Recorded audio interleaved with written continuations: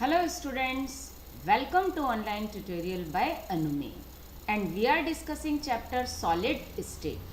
So in this chapter till the last lecture we have discussed about crystal system, types of Bravais lattice है ना. Bravais lattice कितने type की हैं? 14 Bravais lattice हैं. Types of unit cell and contribution of particular lattice point in a particular unit cell. और उससे related हमने कुछ न्यूमेरिकल्स किए. In today's lecture we will discuss about structure of solid. तो सबसे पहले हमको ये देखना पड़ेगा कि सॉलिड कितने टाइप का होता है. तो सबसे पहले we have to discuss about types of solid, right. तो हम सॉलिड का टाइप देखते हैं. यहाँ दो टाइप के सॉलिड होते हैं which contains only one type of particle, means ऐसे सॉलिड जिसमें एक ही टाइप के पार्टिकल होते हैं, वन टाइप ऑफ पार्टिकल्स. जैसे अगर हम बात करें सॉलिड गोल्ड की, ठीक है, तो भाई अगर गोल्ड सॉलिड है तो उसमें सिर्फ गोल्ड के पार्टिकल होंगे. लेकिन अगर हम सॉलिड NaCl की बात करें तो इसमें दो टाइप के पार्टिकल हो गए, कैटायन भी हो गया और एनायन भी हो गया, है ना. तो जो वन टाइप के जो पार्टिकल होते हैं उस कैटेगरी में जो आते हैं, जो ये है वन टाइप ऑफ पार्टिकल जो यहाँ पर लिखा हुआ है, इस कैटेगरी में हमारे पास आते हैं metallic solid, means pure metal, one type है. मॉलिक्यूलर जैसे सॉलिड I2 है ना. और उसके बाद कोवेलेंट और नेटवर्क सॉलिड जैसे diamond, graphite. Diamond pure carbon का बना है, ग्रेफाइट प्योर कार्बन का बना है. तो ये फर्स्ट कैटेगरी हो गई.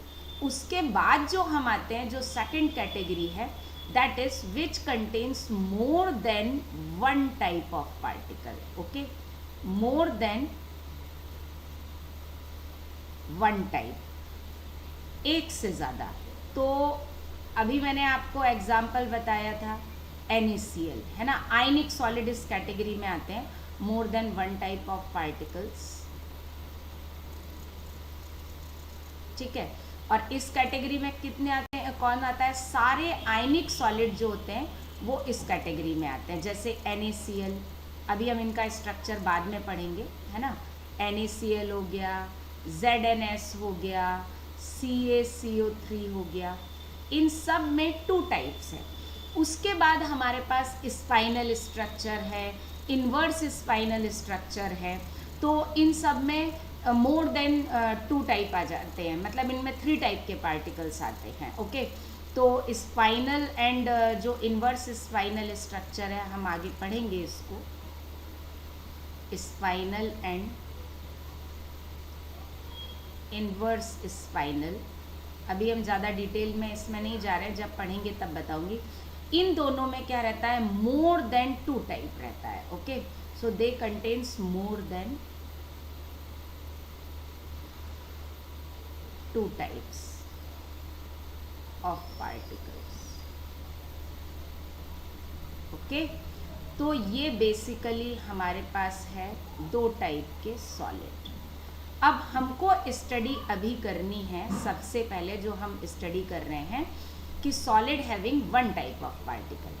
अब क्या होता है कि वन टाइप के पार्टिकल में, जैसे हम सॉलिड गोल्ड की बात करें तो इसमें जो हम जो कंसीडर करते हैं, हम ये अज्यूम करते हैं, ये लाइन बहुत इंपॉर्टेंट है, we assume that there is only attraction force existing between those spheres और पार्टिकल्स.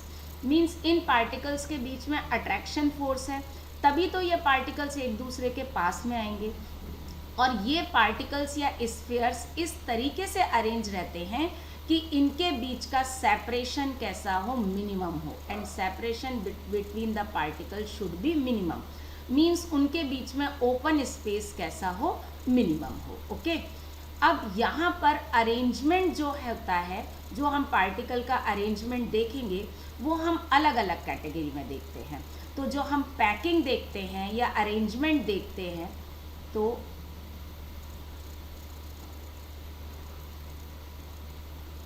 अरेंजमेंट हम 1D में देखते हैं, 2D में देखते हैं और किस में देखते हैं? 3D में देखते हैं. तो हम यहाँ डिफरेंस समझ लेते हैं कि 1D का क्या मतलब है, 2D का क्या मतलब है और 3D का क्या मतलब है। 1D का मतलब है कि there is single line, layer नहीं बोल रही हूँ, सिंगल लाइन ऑफ स्फीयर्स। ठीक है, अभी मैं समझाऊंगी तो आ जाएगा। 2D का मतलब है सिंगल लेयर। क्या बोला मैंने? Single layer. ओके, अब लेयर और लाइन में तो डिफरेंस आपको पता ही होगा। और 3D का मतलब होता है मल्टीपल लेयर्स। क्या होता है? Multiple layers. ओके, तो ये 1D 2D और 3D पैकिंग का मतलब होता है। ठीक है, मल्टीपल लेयर्स, सॉरी। तो 1D मतलब single line of spheres, 2D मतलब single layer of spheres, 3D means multiple layer of spheres. इसमें एक एग्जाम्पल है और ये बहुत इंटरेस्टिंग और अच्छा एग्जाम्पल है, ये हमको पता होना चाहिए कि जब वाटर फ्रीज होता है तो जब कूलिंग स्टार्ट होती है तो इनिशियली जो सरकमफ्रेंस पर बहुत हल्का सा एक आध लाइन वाटर की, आइस की दिखाई देती है, वो 1D पैकिंग है। फिर ऊपर का पूरा सरफेस फ्रीज हो जाता है, वो 2D है। और जब पूरी आइस फ्रीज हो जाती है तो वो कैसा है? 3D है। तो आइस के फ्रीजिंग में हम देख सकते हैं कि हमको 1D पैकिंग मिलती है, फिर 2D मिलती है और उसके बाद कैसा मिलता है? 3D मिलता है। ओके, अब हम आते हैं, सबसे पहले स्टार्ट करते हैं अरेंजमेंट इन 1D। हमको स्टार्ट करना है अरेंजमेंट इन 1D से। ओके, तो देखो 1D का मतलब मैंने क्या बताया था कि एटम्स और spheres are arranged in a single line. Okay, अब यहाँ पर अगर इसकी ये रेडियस अगर क्या, डेफिनेटली रेडियस को हम r से ही रिप्रेजेंट करेंगे, तो ये इन दोनों के बीच का जो डिस्टेंस है ये क्या हो गया? 2r के बराबर हो गया। तो यहाँ a इक्वल्स टू क्या हो गया? 2r। ठीक है, अच्छा, जब एटम्स एक सिंगल लाइन में अरेंज हैं तो एंगल हो नहीं सकता, है ना? तो एंगल के लिए तो 2 लाइंस चाहिए ना। तो सिंगल लाइन में हमारे पास एक ही पैरामीटर होता है और वो क्या होता है? Distance between them. और इनके बीच का क्लोजेस्ट डिस्टेंस a होता है एंड a इक्वल्स टू क्या होता है? 2r होता है। ठीक है, अब इसमें this is the position with minimum separation. ये वो पोजीशन है जहां एटम्स के बीच में सेपरेशन कैसा होता है? मिनिमम होता है ना? Minimum separation. और अगर सेपरेशन मिनिमम है, इसका सीधा सा मतलब है, बहुत सिंपल मतलब है मिनिमम सेपरेशन का, अगर हम देखें तो इसका सीधा मतलब है कि अट्रैक्शन कैसा है? मैक्सिमम है। तभी तो दूर दे, तो यहाँ पर हम लिख देते हैं अट्रैक्शन कैसा है? मैक्सिमम है। ओके, और अट्रैक्शन अगर मैक्सिमम है तो पोटेंशियल एनर्जी कैसी है? मिनिमम है। ठीक है, सिस्टम। और ये कैसा होता है? हम ये बोलते हैं, क्योंकि सिंपल सी बात है, ये मोस्ट स्टेबल है। क्यों? क्योंकि पोटेंशियल एनर्जी इसकी कैसी है? मिनिमम है। ठीक है, this is the predominant way of packing in 1 dimension and such as most of the space lattice will show such an arrangement in 1 dimension along the planes of close packing. इस line का क्या मतलब है कि ये 1D line जो single line बनेगी, ये सारे क्लोज पैकिंग में हमको कहीं ना कहीं तो मिलेगी ही मिलेगी along the plane of close packing. Okay, अब हम आते हैं अरेंजमेंट इन 2 डायमेंशन, है ना? अब हमको स्टडी करना है अरेंजमेंट इन 2 डायमेंशन। इसका मैंने क्या मतलब बताया था? 2 डायमेंशन का मतलब सिंगल लेयर पैकिंग मीन्स, अगर हम देखें कि atoms are arranged in the single layer. Okay, single layer means multiple lines होंगी लेकिन सिंगल लेयर में होंगी। ओके, तो देखो ये क्या हो गया? ये फर्स्ट लाइन, ये सेकंड लाइन और ये थर्ड लाइन। ये लाइन बिल्कुल एक दूसरे के पास एडजेसेंट अरेंज हो जाती हैं, बिल्कुल पास पास अरेंज हो गई, तो क्या बन गया? एक लेयर बन गई। अब इसमें भी 2 पैकिंग होती हैं। एक होता है स्क्वायर अरेंजमेंट। ठीक है, स्क्वायर अरेंजमेंट ऐसे होता है कि एटम्स आर अरेंज्ड इन सच अ वे कि जो एटम्स और स्फीयर्स, एटम निकल रहा है बार बार, पार्टिकल्स और स्फीयर्स आर अरेंज्ड इन अ सच वे कि उनके अरेंजमेंट से क्या बन जाए? स्क्वायर बन जाए। तो देखो ये जो ब्लैक का शेडेड एरिया है ये क्या बन गया? स्क्वायर बन गया। However this is very poor arrangement. और इसको हम पुअर अरेंजमेंट क्यों बोलते हैं अभी मैं बताऊंगी आपको। दूसरा और एक तरीका है, वो मैं आपको बता देती हूँ, that is hexagonal arrangement. Hexagonal arrangement का मतलब है कि इसमें क्या होता है, स्फीयर्स इस तरीके से अरेंज होते हैं कि उनसे क्या बन जाए, उनसे बन जाए हेक्सागन बन जाए, राइट। तो ये देखो हेक्सागन बन गया और ये मल्टीपल लेयर्स हो गई, ये फर्स्ट लेयर, ये सेकंड लेयर और ये क्या हो गई, थर्ड लेयर हो गई। ओके, तो दो तरह का अरेंजमेंट होता है, एक स्क्वायर अरेंजमेंट और क्या होता है, हेक्सागोनल अरेंजमेंट। ओके, अब हम देख लेते हैं यहाँ पर जो इम्पॉर्टेंट है कि हमने इसको पुअर क्यों बोला और उसको बेटर क्यों बोला। स्क्वायर अरेंजमेंट को हमने पुअर बोला और यहाँ पर हेक्सागोनल को हमने बेटर क्यों बोला, है ना। तो देखो, एक लाइन मैंने आपको अभी बताई थी कि अगर सेपरेशन मिनिमम होगा तो पोटेंशियल एनर्जी मिनिमम होगी, और अगर पोटेंशियल एनर्जी मिनिमम होगी तो स्टेबिलिटी ज़्यादा होगी।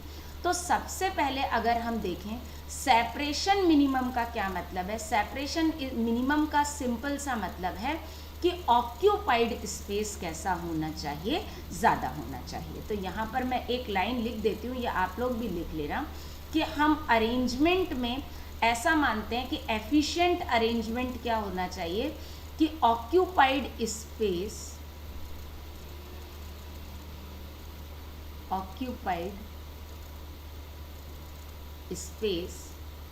Should be more. वो कैसा होना चाहिए, ज़्यादा होना चाहिए। अब अगर ऑक्यूपाइड स्पेस कैसा होगा, ज़्यादा होगा, तो उस केस में क्या होगा, हम ये बोलेंगे that is packing efficiency should be more, that is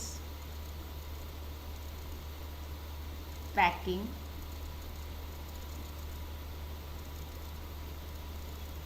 efficiency should be more। Okay, packing efficiency कैसी होनी चाहिए, ज़्यादा होनी चाहिए, है ना। अब पैकिंग एफिशिएंसी क्या होता है, तो उसके लिए पहले हम पढ़ लेते हैं पैकिंग फ्रैक्शन। पैकिंग फ्रैक्शन जो होता है, वो पैकिंग फ्रैक्शन क्या होता है, ये देख लेते हैं हम। तो देखो, पैकिंग फ्रैक्शन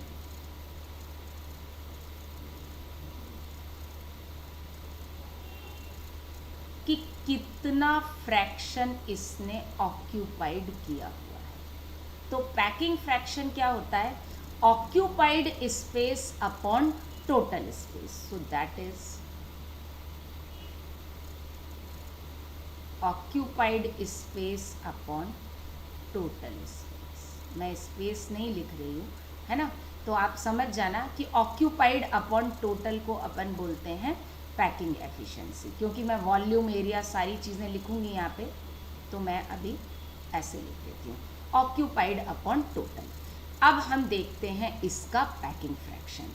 तो जब हम 2D की बात करते हैं तो यहाँ पर एक बड़ा कॉन्ट्राडिक्शन है जिसे आप बहुत अच्छे से समझना, और फिर मैं आपको बताऊंगी कि NCERT में कैसे समझाया हुआ है। ओके, तो देखो, जब हम 2D की बात करते हैं तो 2D में हम स्फीयर को तो कंसीडर नहीं करते लॉजिकली। 2D का मतलब क्या होता है, सर्कल, राइट। क्योंकि स्फीयर तो कैसा है, 3D है ना, और स्फीयर कैसा होता है, 3D होता है, जो हम जानते हैं। लेकिन NCERT में क्या समझाया गया है वो मैं बाद में बताऊंगी। तो पहले अपन 2D में पैकिंग फ्रैक्शन निकालेंगे सर्कल, और सर्कल का कोई वॉल्यूम नहीं होता, सर्कल का क्या होता है, एरिया। तो यहाँ पर जो पैकिंग फ्रैक्शन होगा वो क्या होगा, एरिया ऑक्यूपाइड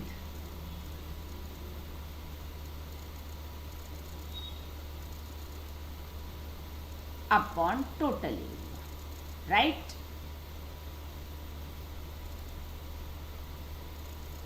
अब एरिया कौन ऑक्यूपाई करेगा, एरिया ऑक्यूपाई करेगा सर्कल, ठीक है। तो इसके अंदर अगर हम देखें तो ये जो फर्स्ट सर्कल का 1/4 पार्ट आ रहा है, देखो ये 1/4 पार्ट है, इसको मैं पिंक से कर रही हूँ।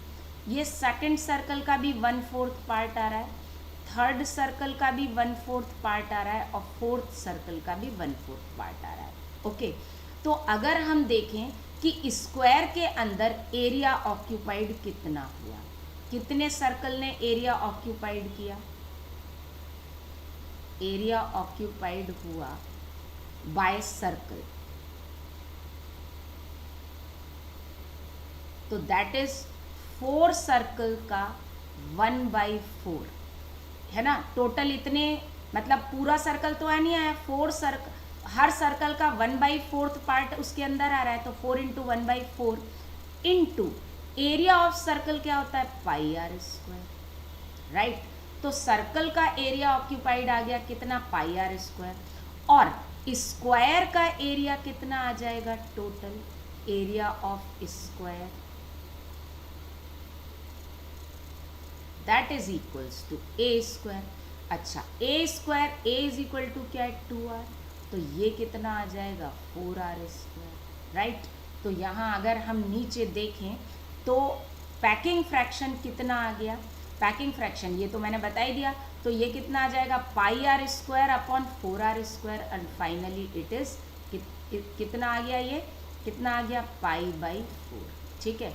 और पैकिंग फ्रैक्शन आ गया कितना, 0.78। एक्चुअली ये जो 78% लिखा है ना, ये है बेसिकली पैकिंग एफिशिएंसी। ये क्या है, पैकिंग एफिशिएंसी, ये फ्रैक्शन नहीं है, ये है पैकिंग एफिशिएंसी। तो इस तरह के अरेंजमेंट में जो पैकिंग एफिशिएंसी है वो कितनी है, 78% है। ओके, यहाँ हमने 2D में इसको क्या मान के लिया है, सर्कल मान के। अब जरा हम NCERT वाला पॉइंट देख लें, NCERT क्या कहता है। अगर हम ऊपर डेफिनेशन पढ़ें तो NCERT में ये लिखा है कि इन 2 डायमेंशन आइडेंटिकल स्फीयर वर्ड लिखा है बेटा, क्या लिखा है यहाँ पर, स्फीयर। अब स्फीयर तो 3D है, तो यहाँ पर तो कुछ कॉन्ट्राडिक्शन हो गया ना, कोई कॉन्ट्राडिक्शन नहीं है। NCERT ये कहता है, यहाँ पर मैं लिख के बता देती हूँ कि NCERT के जो कहने का मतलब है, आपको लिखा हुआ मिलेगा लाइन वहाँ पर, NCERT के according spheres are arranged in 2D arrangement, spheres are arranged in single layer. तो यहाँ पर लिख लेते हैं इन 2D स्फीयर्स, इन शॉर्ट लिख दे रही हूँ, spheres are in single layer, ठीक है। एक लेयर में स्फीयर्स क्या है, अरेंज्ड है। अब अगर हम इसका पैकिंग फ्रैक्शन निकालें तो पैकिंग फ्रैक्शन क्या होगा बच्चों, पैकिंग फ्रैक्शन होगा वॉल्यूम ऑक्यूपाइड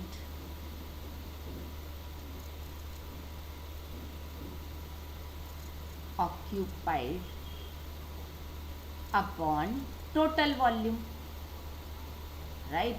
अब कंफ्यूज हो गए होगे, मैडम स्क्वायर का वॉल्यूम कैसे निकालें, है ना, और सर्कल का वॉल्यूम कैसे निकालें। कोई कंफ्यूज होने की ज़रूरत नहीं है। क्या लिखा है यहाँ पर, क्या लिखा है, ये स्फीयर, तो हम यहाँ स्फीयर ही मानेंगे। अब NCERT ने ऐसा बताया कि जब हम इस लेयर को थोड़ा साइड व्यू देखेंगे, क्या देखेंगे, साइड व्यू देखेंगे, तो हमको ऐसा दिखाई देगा। ये कैसा दिखाई देगा, मेरे पास शायद कोई इमेज हो तो मैं बता दूं आपको, 1 मिनट।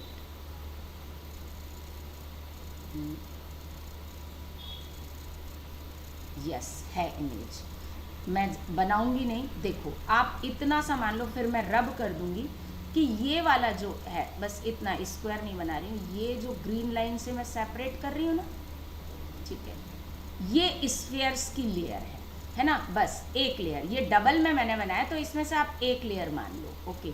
ये एक सिंगल लेयर है जो 2D में अरेंज होती है। अब हमको इसका वॉल्यूम निकालना है, तो देखो वॉल्यूम कैसे निकालेंगे बेटा, मैं यहाँ पे फिर से दोबारा से रब कर दूंगी क्योंकि अब फिगर बनाने में बहुत टाइम लगता है, इसलिए मैं यहाँ से समझा रही हूँ। तो यहाँ पर हम देख लेते हैं कि अगर हम इस पॉइंट से एक क्यूब बनाएं, ध्यान से देखना, ये पीछे वाला स्फीयर हो गया, राइट, है ना, ये देखो एक क्यूब बन गया, यहाँ नीचे तक, ये उस सेंटर तक नहीं गया है, इसके सरफेस से गया है, यहाँ से लेके यहाँ तक। सॉरी, मैं एक बार उसको रब कर देती हूँ, फिर अच्छे से बना देती हूँ। उसको ना मैं ब्लू कलर से बना लेती हूँ। देखो यहाँ से गया वो, यहाँ से यहाँ तक गया, राइट, और ये यहाँ से बिल्कुल स्फेयर के टॉप तक गया। तो देखो एक ये बना, ठीक है, फिर ये यहाँ नीचे तक आया, ठीक, और फिर यहाँ बॉटम से यहाँ तक गया। तो देखो बन गया ना क्यूब बच्चों, बन गया ना। इसी तरह से ये पीछे आएगा वहाँ पे, और ये हमको यहाँ से दिखाई, ओके, बन गया क्यूब। अब अगर हम इस क्यूब की बात करें तो देखो ये इस क्यूब की हाइट हो गई, राइट, हाइट हो गई ना, और a इक्वल्स टू क्या हो गया, 2r, means diameter of sphere हो गया कि नहीं हो गया इस क्यूब में। तो a इक्वल्स टू, अब आप ये फिगर ध्यान कर लीजिए क्योंकि मैं उस पेज पे वापस जाने वाली हूँ। तो अगर हम सिंगल लेयर देखें तो सिंगल लेयर में क्यूब की जो हाइट होती है that is equals to diameter of sphere. ये आप कॉपी में लिख लो, मैं लिखूंगी नहीं। तो in single layer height of cube और हाइट ऑफ क्यूब और विड्थ ऑफ क्यूब और length of cube that is equals to diameter of sphere. यहाँ से यहाँ तक जाएंगे तो डायमीटर ही मिलेगा ना, यहाँ पर क्या होगा, इसके सेंटर पॉइंट से वहाँ तक जाएंगे, है ना, तो ये 2r हो जाएगा। तो a इक्वल्स टू 2r हो जाएगा। तो a क्यूब अगर हम करेंगे तो क्या हो जाएगा, 8r क्यूब हो जाएगा। तो ये तो क्यूब का वॉल्यूम हो गया। अब हम देखते हैं कि स्फीयर कितना आया, ठीक है, ऑक्यूपाइड इस क्यूब के अंदर स्फीयर कितना आया। तो ध्यान से देखना, बहुत अच्छे से समझना। मैं यहाँ से करूँ तो इस स्फीयर का 1/4 गया, क्योंकि एज की शेयरिंग कितनी होती है, 1/4 होती है ना, और हर एज पर एक एक स्फीयर है। तो अब मुझे बताओ 1/4 ये वाला स्फीयर, 1/4 ये वाला, 1/4 ये वाला, 1/4 ये वाला, तो टोटल कितना स्फीयर आया, 4 × 1/4। ओके, तो जो मैंने आपको शेयरिंग बताई थी वो वाला पार्ट क्लियर हो गया ना। तो ये दोनों पॉइंट याद रखना। मैं इसको रब कर देती हूँ क्योंकि आगे मैं समझाऊंगी तो फिर मुझे इसे दोबारा बनाना पड़ेगा। तो अब अपन चलते हैं यहाँ पर। तो देखो इसमें अब हम कर लेते हैं। तो जब हम इसको क्यूब मानेंगे, है ना, तो हम ये मानते हैं कि सिंगल लेयर में देयर इज अ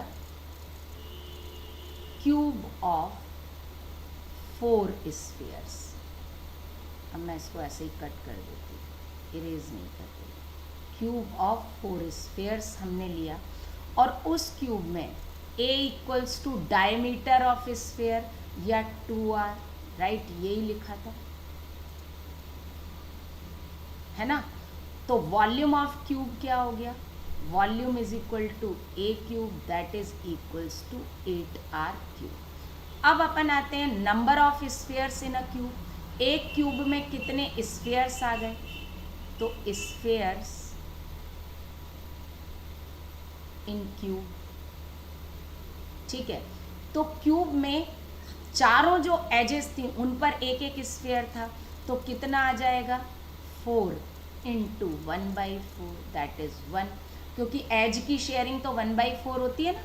तो वॉल्यूम ऑफ स्फीयर कितना आ जाएगा,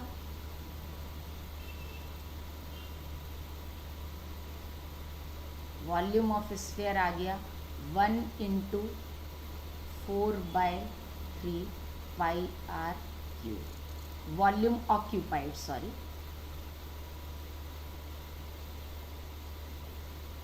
ऑक्यूपाइड वॉल्यूम। अब देखो हमारे पास ऑक्यूपाइड वॉल्यूम आ गया, टोटल वॉल्यूम आ गया। तो अब तो हमारी कहानी आसान है ना, हम बहुत आसानी से कर सकते हैं कि नहीं। तो देयरफॉर वी कैन राइट, अब हम इस केस में पैकिंग फ्रैक्शन क्या लिख सकते हैं, packing fraction equals to volume occupied कितना हो गया, 4/3 πr cube upon total volume कितना हो गया, 8r क्यूब। और जब हम इसको सॉल्व करेंगे तो पैकिंग फ्रैक्शन कितना आ जाएगा, दैट विल कम π/6, कितना आ जाएगा, π/6, और दैट इज इक्वल्स टू 0.52, ठीक है। तो पैकिंग एफिशिएंसी कितनी हो गई, therefore packing efficiency equals to 52%। अब तुम लोग सोच रहे हो कि मैम कौन सा करें, एरिया वाला लेके करें एग्जाम में आ जाए या ये पूछे। तो ये ध्यान रखना बेटा, अगर क्वेश्चन में स्फीयर वर्ड यूज किया गया है, क्या यूज किया गया है, स्फीयर वर्ड यूज किया गया है, तो आपको एनसीईआरटी में जो गिवन है आपको यही यूज करना है, ठीक है। और अगर क्वेश्चन में ऐसा गिवन है कि particles are arrange to be assume to be circle and they are arranged, circles are arranged in 2D, तो आपको ये वाला यूज करना है, ओके। तो ये याद रखना है, it is the packing efficiency in 2D square packing, okay. अब हम आते हैं हेक्सागोनल अरेंजमेंट पर। हेक्सागोनल अरेंजमेंट में इसमें भी क्या लिखा हुआ है, इसमें भी एरिया मान के किया हुआ है, ठीक है।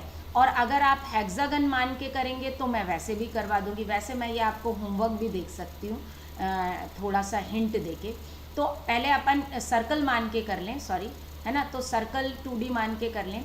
तो यहाँ पर अगर हम देखें तो हेक्सागन में हमारे पास 6 इक्विलैटरल ट्राइंगल होते हैं ना।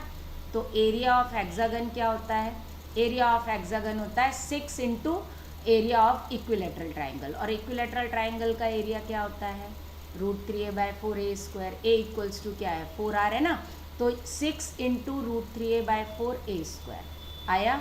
अच्छा, a² इज इक्वल टू क्या हो जाएगा, 2r, a is equal to 2r।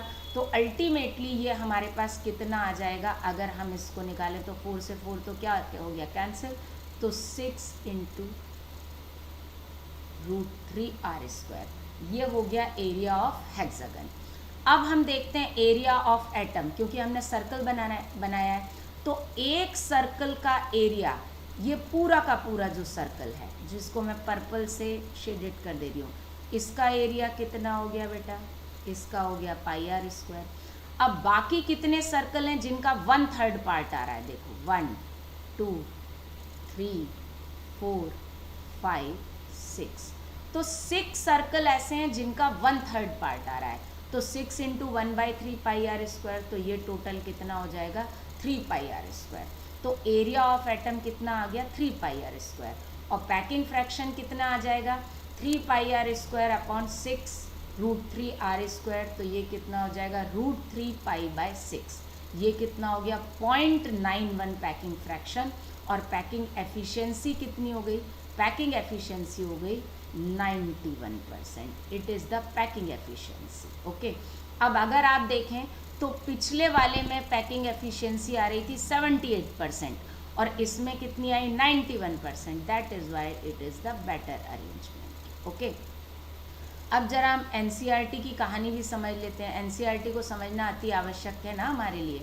अब अगर हम एनसीईआरटी के अकॉर्डिंग चलें तो एनसीईआरटी जो कहता है, एनसीईआरटी ये कहता है कि भैया आप इनको स्फीयर मानो।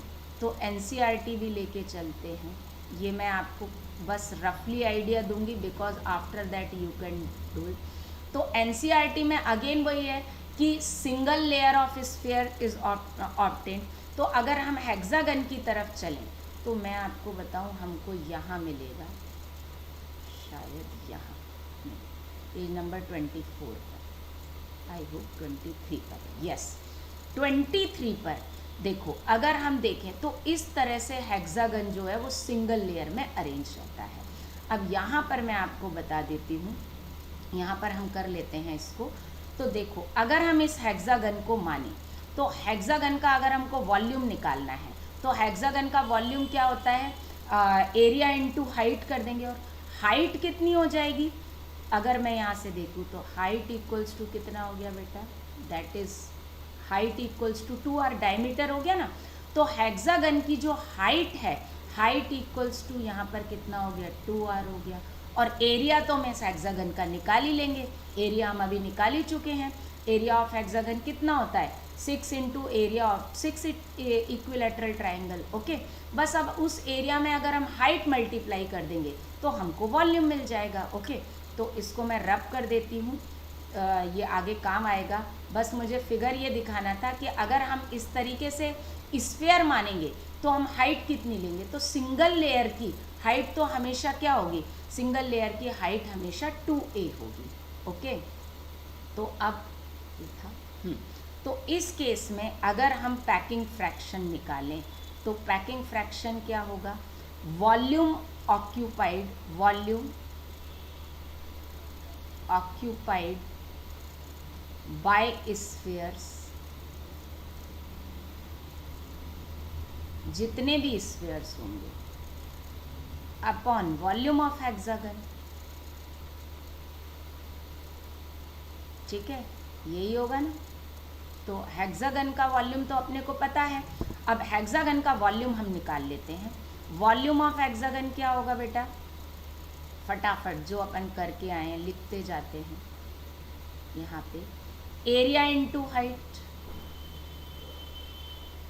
ठीक है, एरिया हमारे पास है ही कितना, तो ये हम निकाल लेते हैं। कलर थोड़ा सा चेंज कर लेते हैं, कलरफुल लगेगा। तो volume of hexagon equals to 6 into √3 r square into height equals to कितना निकाला था? 2r। ठीक है, तो वॉल्यूम ऑफ हेक्सागन कितना हो जाएगा बेटा? 12 √3 r³। ये हो गया वॉल्यूम ऑफ हेक्सागन। अब हम वॉल्यूम ऑक्यूपाइड बाय स्फीयर्स निकाल लें। तो वॉल्यूम ऑफ स्फीयर्स, हमारे पास कितने स्फीयर्स हैं देखें। इसके अंदर एक ये स्फीयर कंप्लीटली है और 6 इंटू 1/3, तो टोटल स्फीयर्स कितने आ जाएंगे? तो यहाँ पर कितना आ जाएगा देखो, 1 प्लस 6 इंटू 1/3। इतने स्फीयर्स हैं टोटल, है ना। से हर स्फीयर का कितना आ रहा है? 1/3 आ रहा है और ये आ ही रहा है। इंटू क्या कर दें? 4/3 पाई r³। तो ये कितना हो जाएगा? 3 इंटू 4/3 पाई r³। अल्टीमेटली कितना हो जाएगा? 3 हो जाएगा ना ये। तो अब अगर हम इसका पैकिंग फ्रैक्शन निकाल लें बहुत आसानी से, अब फटाफट निकल जाएगा। तो देखो थोड़ा सा इसको नीचे कर लेते हैं। तो पैकिंग फ्रैक्शन कितना हो गया बेटा? देखो ये कितना हो जाएगा? 3 इंटू 4/3 पाई r³ अपॉन टोटल हमने कितना निकाला था? 12 √3 r³। यहाँ पे ये कैंसिल हो गया और इसको जब हमने सॉल्व किया 3 से 3 कैंसिल हो गया और यहाँ पर क्या आ गया? 3 आ गया। तो यहाँ पर क्या आ जाएगा? पाई बाई 3√3 ये आ जाएगा। ओके, अब इसको मैंने कैलकुलेट नहीं किया परसेंट में, ये आप कर लेना। ये हमने कब किया? पाई बाई 3√3 और इसका पैकिंग फ्रैक्शन कितना होगा? ठीक, तो ये हमने कब किया? जब हमने इन सबको क्या माना? स्फीयर माना। ठीक है, क्या माना? स्फीयर। और क्योंकि एनसीईआरटी में स्फीयर माना गया है तो भाई हमने भी स्फीयर मान के अपना काम कर दिया। ओके, और यहाँ पर ये मैंने आपको कैलकुलेट करके बता दिया है कि जब हमने उसको क्या माना? सर्कल माना। ओके, अब आता है अरेंजमेंट इन 3 डायमेंशन। ठीक है, 3 डायमेंशन है, अब तो सर्कल वर्सेस स्फीयर की लड़ाई भी नहीं होगी, है ना। 3 डायमेंशन का मतलब है कि मल्टीपल लेयर्स आ गए। क्या आ गए? मल्टीपल लेयर आ गए। अब इसमें जो पहला अरेंजमेंट है, the first arrangement is simple cubic arrangement. Means हम स्फीयर्स को इस तरीके से अरेंज करें कि उनके अरेंज करने से क्या बन जाए? क्यूब बन जाए। यहाँ पर क्या बन रहा है? देखो बच्चों, क्यूब बन रहा है ना, तो इनके अरेंज करने से क्या बन जाए? क्यूब बन जाए। अब इसमें ये क्यूब की एज लेंथ है और यहाँ पर क्या हो गया? a = 2r। हम यहाँ से भी समझ सकते हैं ये एक स्फीयर की रेडियस है और ये क्या है? इसकी एज लेंथ है ना। तो एज लेंथ कितनी हो गई? a हो गई। तो a = क्या आ जाएगा? 2r आ जाएगा। ओके, अब हम देखते हैं इसकी packing efficiency and packing fraction. अब क्यूब में हमको पता है a = b = c और सारे एंगल्स कितने होते हैं? 90 डिग्री के। मोस्ट सिमेट्रिकल स्ट्रक्चर है। Relation between a and r हम देख चुके हैं, that is a = 2r। Effective number of atom per unit cell, क्योंकि ये दोबारा से देख लेते हैं। हाउएवर हमको पता है सिंपल क्यूबिक में क्या होता है। देखो यहाँ पर कितने एटम है? 1 2 3 4 5 6 7 और एक पीछे वाला 8। तो 8 एटम्स हैं और हर एटम का कौन सा पार्ट है? कॉर्नर पर कितना कंट्रीब्यूशन होता है? 1/8, है ना। तो इफेक्टिव नंबर ऑफ एटम कितना हो गया? 1/8 हो गया। अब पैकिंग फ्रैक्शन अगर हम निकालें तो पैकिंग फ्रैक्शन कितना होगा, occupied volume occupied by spheres upon क्या हो जाएगा, total volume of the cube. Okay, तो अगर हम देखें तो पैकिंग फ्रैक्शन तो बिल्कुल सिंपल ही है हमारा, हमेशा ही है कि volume of spheres upon total volume. तो यहाँ लिख देती हूँ स्फीयर्स, जितने भी स्फीयर्स हैं, अपॉन वॉल्यूम ऑफ क्यूब। ठीक है, तो स्फीयर्स ने कितना वॉल्यूम ऑक्यूपाई किया, एक ही स्फीयर है, सो 4/3 पाई आर क्यूब, और क्यूब का वॉल्यूम ए क्यूब है, एक ही जगह अपन 2r लिख दें तो 2r क्यूब हो जाएगा। तो जब हम इसको सॉल्व करेंगे तो ये फाइनली कितना आ जाएगा, ये भी कितना आ जाएगा बताओ जल्दी से, ये कितना आ रहा है, π/6। ठीक है, और π/6 अगर आ रहा है तो ये हो गया पैकिंग फ्रैक्शन। ठीक, और मैं हाईलाइट कर देती हूँ, वो बार बार लिख नहीं रही हूँ, दैट इज पैकिंग एफिशिएंसी। ये है हमारी पैकिंग एफिशिएंसी। ठीक है, परसेंट में है तो that is packing efficiency. Clear, आया समझ में? तो ये क्या हो गया, सिंपल क्यूबिक हो गया, है ना। अब इसमें अपन आते हैं कोऑर्डिनेशन नंबर। पैकिंग फ्रैक्शन तो सिंपल है, कोऑर्डिनेशन नंबर मैं आपको बता चुकी हूँ सिंपल क्यूबिक में, एक क्यूब के अराउंड कितना होता है, 6। ये लास्ट लेक्चर में मैं बता चुकी हूँ। ठीक है, अब इम्पॉर्टेंट एक चीज़ ये और भी है, टाइप्स ऑफ नेबर, और उन नेबर की लोकेशन और उसका डिस्टेंस। ठीक है, देखो नेबर मतलब अड़ोसी पड़ोसी, इसमें अपन डेफिनेशन देखते हैं नियरेस्ट नेबर। नियरेस्ट नेबर मतलब जिससे क्या हो, सरफेस क्या हो रहा हो, टच हो रहा हो। तो देखो अगर अपन देखें नेबर, तो एक नेबर, अगर मैं इसको क्या मानूं, पिंक वाले को अपन कंसर्निंग पॉइंट मान लेते हैं। अब इसके नेबर बनाते हैं हम अलग अलग कलर में। तो देखो एक नेबर तो ये हो गया ग्रीन बॉल वाला, जिससे इसका सरफेस क्या हो रहा है, टच हो रहा है, तो ये नियरेस्ट नेबर हो गया। अभी अपन डिस्टेंस के अकॉर्डिंग लगा लेंगे। एक नेबर हमारा ये हो गया, ये फेस डायगोनल पर, ये √2a पर हो गया, और एक नेबर हमारा ये हो गया बॉडी डायगोनल पर, √3a वाला हो गया। ठीक है, तो यहाँ पर हमको 3 नेबर मिले, ये डिस्टेंस a है, ये √2 है, और ये √3a है। डिस्टेंस के अकॉर्डिंग लगाएं तो नियरेस्ट नेबर कौन सा है, नियरेस्ट नेबर है a, जो कि कहाँ मिलता है, नियरेस्ट नेबर कहाँ मिलता है, एज पर मिलता है, एज कॉर्नर पर। इसकी लोकेशन क्या है, एज लेंथ पर या एज कॉर्नर पर। ठीक है, जिस एज पर एटम है उसी एज के अपोजिट कॉर्नर पर, और इसका नंबर कितना होगा, 6, क्योंकि नियरेस्ट नेबर का मतलब हमेशा क्या होता है, कोऑर्डिनेशन नंबर। क्या होता है, कोऑर्डिनेशन नंबर। क्यों, क्योंकि ये सराउंडिंग होते हैं ना, इसका सरफेस एक दूसरे से टच करता है, तो इसका नंबर कितना होता है, 6, और it is shared by 4 cube. ठीक है, 4 क्यूब से क्या होता है, शेयर होता है एक ही। जैसे अगर हम देखें तो कौन सा क्यूब, एक इस क्यूब में, एक इसके सामने वाला आ जाएगा 2, ये 3, और यहाँ पर आ जाएगा, ठीक है, ऊपर आ जाएगा 4 आ जाएगा, और एक ये खुद क्यूब है। ठीक है, तो it is shared by 4 cubes. अब नेक्स्ट हमको कहाँ मिल रहा है, कलर चेंज करके लिखते हैं, ये हमको मिल रहा है फेस डायगोनल पर। कहाँ मिल रहा है बच्चों, फेस डायगोनल पर। ठीक है, जिसका डिस्टेंस कितना है, √2a। ठीक है, और इसका नंबर कितना होता है, 12। अब सोच रहे होगे 12 कैसे होता है। देखो एक चीज़ मैं तुमको बता दूं, एक हिंट के तौर पर ये लिख लेना, कोई भी neighbour, any of the neighbour, अगर एज की किसी लोकेशन पर मिले, neighbour which is found at the location of edge, that's number is 6। क्यों, क्योंकि एक कॉर्नर से 6 एजेस निकलती हैं। कितनी एजेस निकलती हैं, 6। तो कोई भी नेबर अगर एज की किसी भी लोकेशन पे मिले, एज सेंटर पे मिले, एज कॉर्नर पे मिले, उसका नंबर होता है 6। क्लियर।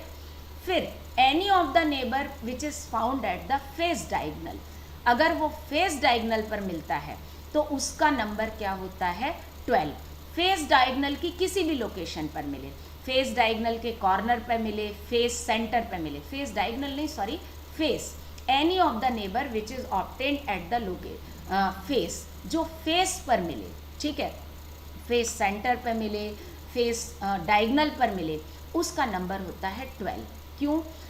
इसलिए होता है क्योंकि एक कॉर्नर से अगर हम देखें तो एक कॉर्नर से हमको कितने क्यूब मिलते हैं? 8 क्यूब बनते हैं बेटा। कितने बनते हैं?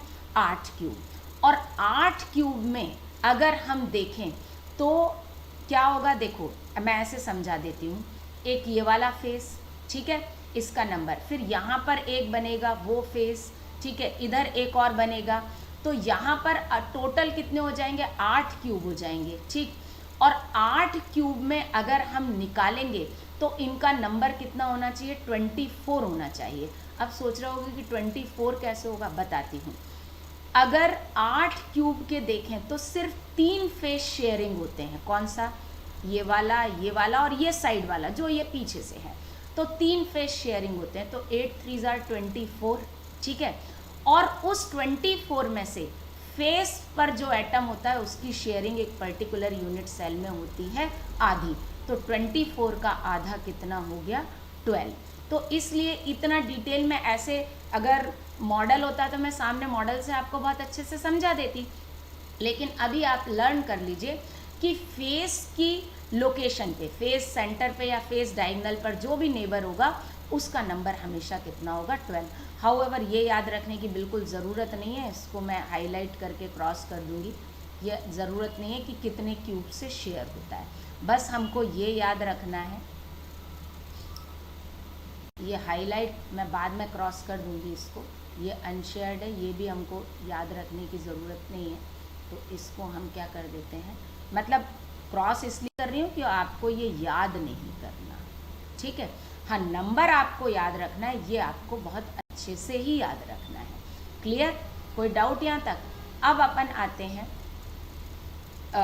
ये वाला, इसका डिस्टेंस क्या है? Body diagonal. तो ये हमको कहाँ मिलता है? बॉडी डायगोनल पे, ठीक है।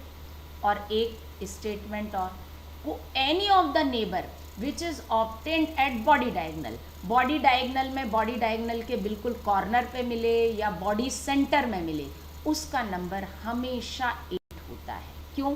क्योंकि एक कॉर्नर से 8 क्यूब निकलते हैं और हर क्यूब का एक बॉडी डायगोनल होगा, राइट। तो और वो जो बॉडी डायगोनल वाला जो होता है वो जनरली अनशेयर्ड होता है, ठीक है। तो ये टाइप ऑफ नेबर हो गए, ये इंपॉर्टेंट पार्ट है। तो नियरेस्ट एज कॉर्नर पर जिसका number 6, distance A। Next nearest हो गया फेस डायगोनल पर जिसका डिस्टेंस √2 है, जिसका number 12। Next to next nearest body diagonal पर जिसका डिस्टेंस √3 है और जिसका नंबर क्या हो गया? 8 हो गया, ठीक है। अब हम आते हैं डेंसिटी ऑफ यूनिट सेल। तो डेंसिटी तो अपने को पता है, मास बाय वॉल्यूम। तो बॉडी सेंटर में अगर हम देखें, बॉडी सेंटर में अगर हम देखें तो Z या बॉडी सेंटर नहीं, सिंपल क्यूबिक में देखें तो Z हो गया 1, ठीक है। मास जो भी एटम है उसका हमने एटॉमिक मास रखा, एवोगैड्रो नंबर वो A कैपिटल हो गया इनटू क्या हो गया? A cube. तो Z की जगह 1 रखना है, जो एलिमेंट गिवन हो उसका मास रखो, जो एज लेंथ गिवन हो वो रखो, और फिर क्या निकालो आप? डेंसिटी निकालो। ओके, तो ये पैकिंग फ्रैक्शन हो गया, डेंसिटी हो गई, नियरेस्ट नेबर हो गए, किसमें? सिंपल क्यूबिक में। क्लियर? तो ये हमने सिंपल क्यूबिक तक इस लेक्चर में पढ़ा। अब हम नेक्स्ट लेक्चर में देखेंगे body centred cubic arrangement. Okay,